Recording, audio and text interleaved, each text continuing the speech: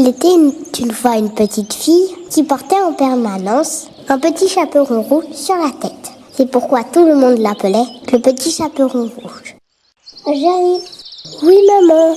Tu voudrais bien apporter cette galette à ta grand-mère? Je préparais pour elle. Bien sûr, maman, avec plaisir. Merci. Et c'est ainsi que le petit chaperon rouge se mit en route pour la maison de sa grand-mère, tout en chantant. Promenons-nous dans les bois, pendant que le loup n'est pas. Si le loup y était, il nous mangerait. Mais comme il n'y est pas, il nous mangera pas. Loup y es-tu? Entends-tu? Que fais-tu? Je mets ma culotte. Après avoir marché un petit moment, le chaperon rouge arriva dans l'endroit le plus reculé de la forêt, quand soudain, elle entendit un bruit venant de derrière un arbre. « Qui est là ?» demanda le petit chaperon rouge. Et c'est alors qu'un gros méchant loup sortit de derrière un arbre.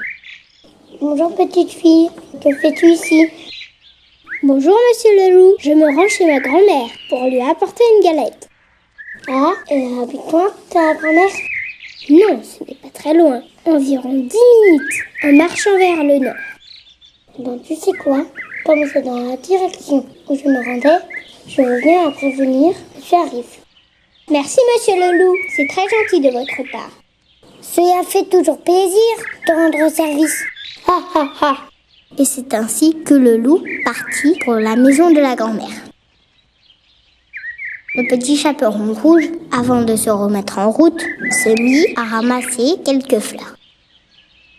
Et comme l'avait dit le petit chaperon rouge, environ 10 minutes plus tard, le loup qui avait marché vers le nord arriva à la maison de la grand-mère. Il s'approcha tout doucement de la porte pour ne pas faire de bruit. « Bonsoir grand-mère, c'est le petit chaperon. »« Bonjour mon enfant. Tire sur la chevillette et la bobinette chera. » Le loup tira sur la chevillette et la porte s'ouvrit. Alors le loup poussa la porte pour rentrer dans la maison et se jeta sur la grand-mère pour n'en faire qu'une bouchée.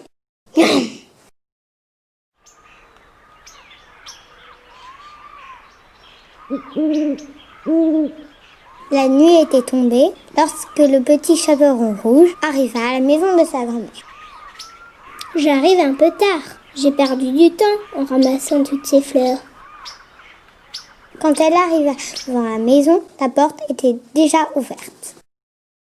Le petit chaperon entra et s'approcha de sa grand-mère. « Approche ma petite fille, que je puisse te prendre dans mes bras. »« Dis grand-mère, pourquoi tu as de si longs bras ? » ?»« C'est pour mieux t'enlacer mon enfant. »« Grand-mère, pourquoi tu as de grandes oreilles ? » »« C'est pour mieux t'entendre mon enfant. »« Mais grand-mère, pourquoi tu as de si grands yeux ? » »« C'est pour mieux te voir mon enfant. »« Et grand-mère, pourquoi tu as de si grandes dents ? » ?»« C'est pour mieux te manger. »« Tiens, en parlant de dents, tu n'as pas faim, je pourrais te faire une bonne soupe. J'ai ramassé des bonnes plantes en chemin. » Le loup, qui avait été pris par surprise, se dit qu'après tout, une soupe en entrée, un petit chaperon en plat et pour finir, une galette en dessert, ce serait parfait. « D'accord mon enfant, mais ne tarde pas trop, je meurs de faim. »« Oui grand-mère. » Et là, le petit chaperon rouge se mit à faire la soupe.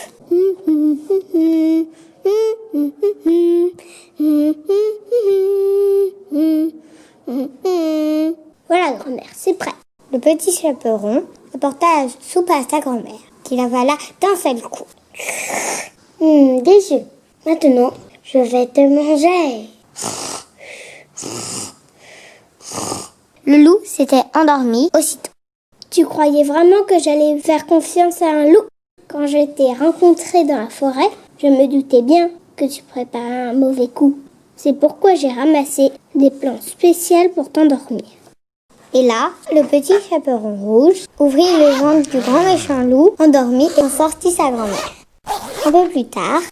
Ah, grand-mère, tu es réveillée ? Que s'est-il passé, mon enfant ? Un méchant loup t'avait avalé, mais je me suis occupée de lui. Ah bon ? Où est-il passé maintenant ? J'étais en train de traîner plus loin sur le chemin et j'ai rencontré un chasseur. Je lui ai raconté toute l'histoire et il a dit qu'il voulait bien emmener le loup avec lui. Eh bien, quelle histoire! Merci de m'avoir sauvé. Mais il commence à se faire tard. Tu devrais rentrer chez toi maintenant. Oui, grand-mère, j'y vais de ce pas. Bonne nuit. À bientôt. Et c'est ainsi que le petit chaperon rouge rentra à sa maison. Fin.